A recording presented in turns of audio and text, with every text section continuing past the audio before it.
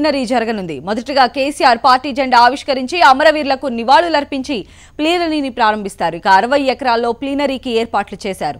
సుమారు 15,000 మంది ప్రతినిధులు ప్లీనరీకి హాజరవుతారని అంచనా వేసిన టీఆర్ఎస్ అందుకు తగినట్లు సకల సౌకర్యాలు కల్పించింది. సాయంత్రం 5 గంటల వరకు జరగనున్న ప్లీనరీలో మొత్తం 7 తీర్మానాలపై చర్చించనున్నారు.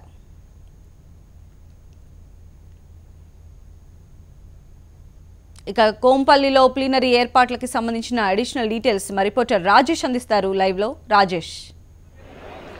సద్య మరి కాసేపట్లోనే టీఆర్ఎస్ పార్టీ 16వ ప్లీనరీ సమావేశం ప్రారంభం కాబోతుంది. మనం చూసాము ఇప్పుడే 9:55 ముహూర్తానికి ముఖ్యమంత్రి పార్టీ అధ్యక్షుడిగా ముఖ్యమంత్రి పేరును తెలంగాణ భవన్లో ప్రకటించారు. ఇక ఇప్పుడు అయిపోయిన తర్వాత మరి కాసేపట్లోనే ముఖ్యమంత్రి ఇక్కడికి చేరుకున్న తర్వాత ఆయన అధ్యక్షునిగా బాధ్యతలు చేపట్టబోతున్నారు. ఇక మనం చూస్తున్నాము అక్కడ ఏదైతే సభ స్థలం ఉందో అదంతా కూడా అన్ని ఏర్పాట్లన్నీ చేశారు. మరి కాసేపటి ఇక్కడ రాబోతున్నారు. ఇప్పటికే దాదాపు 10,000 మంది వరకు ప్రతినిధులంతా కూడా ఇక్కడ చేరుకున్నారు. ఇక ఎవరెవరికి ఎక్కడెక్కడ కూర్చోవాలి గ్యాలరీ అన్ని కూడా ఏర్పాటు చేశారు. మనం ప్రస్తుతం ఈ యొక్క ప్రాంతంలోనే ఇక్కడ అంతా కూడా ఎమ్మెల్యేల గ్యాలరీ ఏర్పాటు చేశారు. ఇక మొత్తానికి ఈ యొక్క ప్లీనరీకి సంబంధించి కూడా ఇది ఎన్నికలకు 2 సంవత్సరాల ముందు ఎన్నికలకు ముందు వస్తున్న ప్లీనరీ ఎంతో ప్రతిష్టాత్మకంగా తీసుకొని ఈ యొక్క ప్లీనరీ ఏర్పాటు చేశారు. ఇక్కడ నుంచి ముఖ్యమంత్రి ఏం ప్రకటించబోతున్నారు ఏంటి అనేది మాత్రము చర్చనీయాంశంగా ఉంది. ఎందుకంటే ఇప్పటికే 3 ఏళ్ళు టీఆర్ఎస్ ప్రభుత్వం ఏర్పడి 3 ఏళ్ళు అవుతున్న నేపథ్యంలో ఇప్పటికే ఎన్నో సంక్షేమ కార్యక్రమాలు ఇవన్నీ కూడా చేసింది.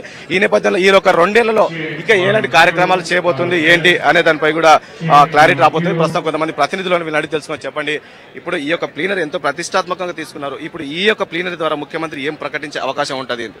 తెలంగాణ రాష్ట్ర సాధన కోసం భారతదేశంలోనే ఒక పార్టీ లక్ష్యాన్ని ఎంచుకొని గమ్యం చేరినటువంటి మొదటి పార్టీ తెలంగాణ రాష్ట్ర సమితి. ఇలా 16 సంవత్సరాలు దాటి 17వ సంవత్సరంలోకి యవ్వన దశలోకి అడుగు పెడుతున్నటువంటి సందర్భంలో ఈ 3 ఏళ్ల స్వపరిపాలనలో తెలంగాణ ప్రజల ఆకాంక్షలకు అనుగుణంగా చేసినటువంటి అనేక సంక్షేమ పథకాలని ఈరోజు ప్రతినిధులకు వివరించి భవిష్యత్తులో చేయబోయేటువంటి అనేక అంశాలు, విద్యుత్తులో సాధించినటువంటి విజయాలు, ఇలా ప్రాజెక్టుల కోసం పడుతున్నటువంటి తపనలు, అనేక సంక్షేమ పథకాలు, పెన్షన్ల దగ్గర నుంచి దళితులకు భూమి, డబుల్ బెడ్రూమ్ లాంటి అనేక అత్యద్భుతమైనటువంటి పథకాలతో పాటు ఇలా రైతులు ఆత్మహత్యలు జరుగుతున్నటువంటి నేపథ్యంలో భవిష్యత్తులో రైతుల ఆత్మహత్యలు జరగకుండా రైతులకు కావాల్సినటువంటి అనేక సౌకర్యాలు ఎట్లా అందించాలనేటువంటి తపన పడుతూ ఇలా ఎరువులకు సంబంధించినటువంటి 4,000 రూపాయలు పెట్టుబడిని కూడా పెడతామని ఇలా సగర్వంగా ప్రకటిస్తున్నటువంటి మొదటి పార్టీ తెలంగాణ రాష్ట్ర సమితి. అనేక వివక్షలకి, అనేక అవమానాలకి, అనేక అవహేళనకి, అనేక నిర్బంధాలకి మరి గురి అయినటువంటి పార్టీ తలెత్తుకొని మొదటి నుంచి కూడా ఇప్పటి వరకు కూడా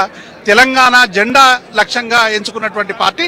అందుకే ఇలా పార్టీ కార్యకర్తలందరూ కూడా ఇన్ని త్యాగాల నేపథ్యంలో వచ్చినటువంటి తెలంగాణను గౌరవ ముఖ్యమంత్రి కేసీఆర్ గారి నాయకత్వంలో బంగారు తెలంగాణ నిర్మించుకోవడానికి అదే ఉద్యమ స్ఫూర్తితో పనిచేయాలని ఇలా ప్రతి కార్యకర్త ఇలా ప్రతినబూరడానికి ఇక్కడికి రావడం.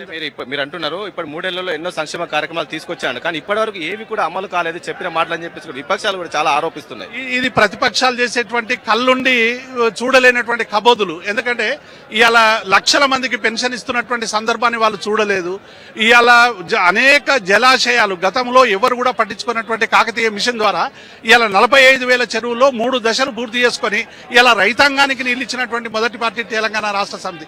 ఇట్లా చెప్పుకుంటూ పోతే ఇలా హాస్టళ్లలో సన్నబియ్యం విషయంలో కానీ, ఒంటరి మహిళల విషయంలో కానీ, బీడీ కార్మికుల విషయంలో చివరికి గతంలో ఎన్నడూ కూడా విసిరేయబడ్డటువంటి వర్గాలు, ఎంబీసీ వర్గాలు ఇలా మత్స్యకారులకు సంబంధించి కానీ, యాదవులకు సంబంధించి కానీ, అలాగే అనాథ పిల్లలకు సంబంధించి కానీ ఇలా భారతదేశంలోనూ కూడా ఏ పార్టీ లేదు.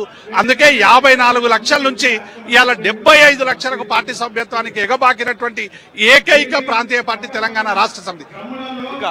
చెప్పండి, ఈ ప్లీనరీ ద్వారా చాలా మంది ప్రజలు కూడా ఎదురు చూస్తున్నారు. అంటే ఇప్పుడు ఈ రోజు ఇప్పటికే ముఖ్యమంత్రి ఎన్నో సంక్షేమ పథకాలు అవన్నీ తీసుకొచ్చాడు. ఈ ప్లీనరీ ద్వారా కూడా ఇంకా మరికొన్ని పథకాలు కానీ తీసుకొచ్చి ప్రకటించే అవకాశం కనపడవచ్చు అని చెప్పేసి ప్రజలు చాలా ఆసక్తిగా ఎదురు.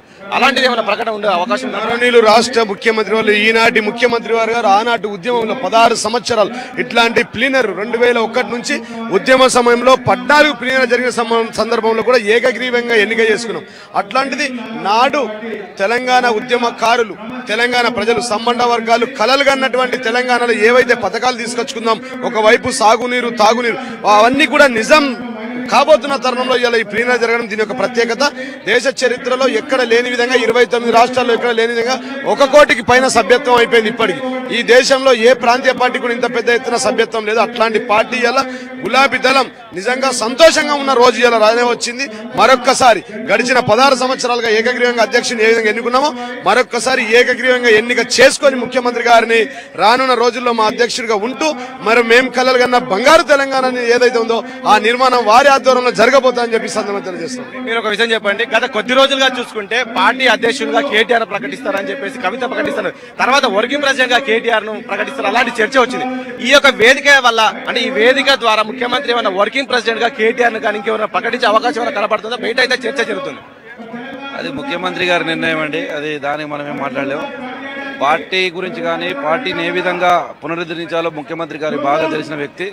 గతంలో ఏ పార్టీకి లేనటువంటి కార్యకర్తలు ఈరోజు ఉద్యమంగా ప్రారంభమై ఈరోజు పార్టీని ఏ విధంగా నడపాలి, పార్టీని ఎవరైతే ముందుకు తీసుకెళ్తారో ముఖ్యమంత్రి గారికి తెలుసు. అది ముఖ్యమంత్రి గారు ఎవరు నిర్ణయించినా మాకు ఏ విధమైన అభ్యంతరం లేదు. ఈరోజు సభ్యత నమోదులు ఈరోజు ముఖ్యం ప్రజల్లోకి వెళ్తే మంచి ఆదరణ కలిగి ఈరోజు మొత్తం యావత్ తెలంగాణలో ఉన్నటువంటి 4.5 కోట్ల మంది ప్రజల్లో 80 నుంచి 85 మంది ప్రజలు ఈరోజు ఏ నియోజకవర్గాలలో ముఖ్యమంత్రి గారి పాలనను ముఖ్యమంత్రి గారి అభ్యర్థిత్వాన్ని అభ్యర్థిస్తున్నారు. కాబట్టి ఎప్పటికైనా మా నాయకుడు ఆయనే.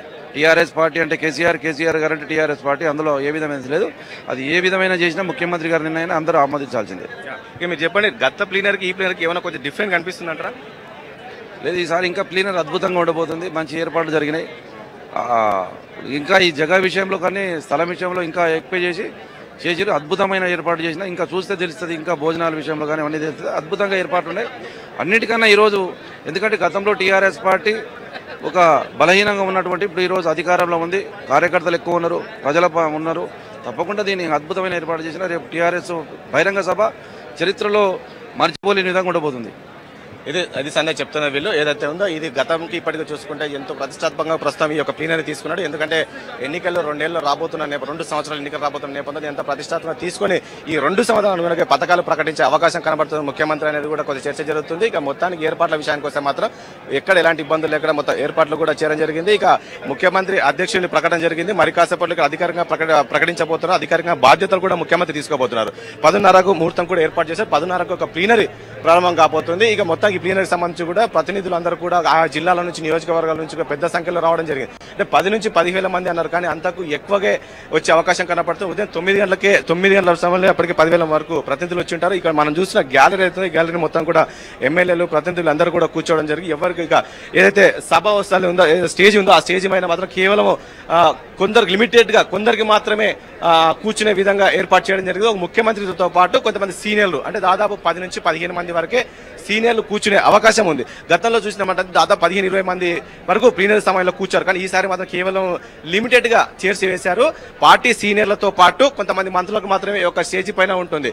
ఇక ఏదైతే తీర్మానాలు ఉన్నాయో తీర్మానాలకు సంబంధించి కూడా ఇక 7 తీర్మానాలు ఉన్నాయి. ఆ 7 తీర్మానాలకు కూడా మనం గతంలో చూస్తే గత ప్లీనరీలో మొత్తం 7 తీర్మానాలకు సంబంధించి కొంతమంది మంత్రులు ప్రతిపాదన ఉండేది, తీర్మానంపై చర్చ ఉండేది. కానీ ఈసారి ఎవరు కూడా మంత్రులకు అవకాశం ఇవ్వకుండా కేవలం ఎమ్మెల్యేలకు అదేవిధంగా కొంతమంది నామినేట్ పదవులు ఉండే వాళ్ళకు మాత్రమే ఈ యొక్క తీర్మానంపై ప్రకటించే అవకాశం కనిపిస్తుంది. వాళ్ళకే అవకాశం ఇచ్చారు. ఇక మొత్తానికి ఈ విషయాన్ని చెప్తా ప్లీనరీ ఈ యొక్క ప్రాంతం మాత్రము ఏదైతే జీపీఆర్ గార్డెన్ కోంపల్లి ఉన్న జీపీఆర్ గార్డెన్ మొత్తం కూడా గులాబీ మాయిందని చెప్పుకోవచ్చు. ఎక్కడ ఎలాంటి ఇబ్బందులు లేకుండా అన్ని ఏర్పాట్లు చేశారు. వంటల విషయానికి వస్తే కూడా మొత్తం తెలంగాణ వంటలు తెలంగాణ సాంప్రదాయంగా వంటలకన్నీ కూడా 26 రకాల వంటలు ఏర్పాటు చేశారు. ఈ వంటలు కూడా ఉదయం 3 గంటల నుంచే ప్రారంభించారు. ఇక మరి కాసేపట్లో మాత్రం ఈ సంబంధించి ప్లీనరీ ప్రారంభం కాబోతుంది. ఆ తర్వాత జెండా ఆవిష్కరణ, ఆ తర్వాత అమరవీరులకు నివాళులర్పిస్తారు. నివాళులర్పించగా తీర్మానాలు ఏవైతే 7 తీర్మానాలు ప్రతిపాదిస్తారు. ఆ తర్వాత చర్చ ఇవన్నీ ఉంటాయి.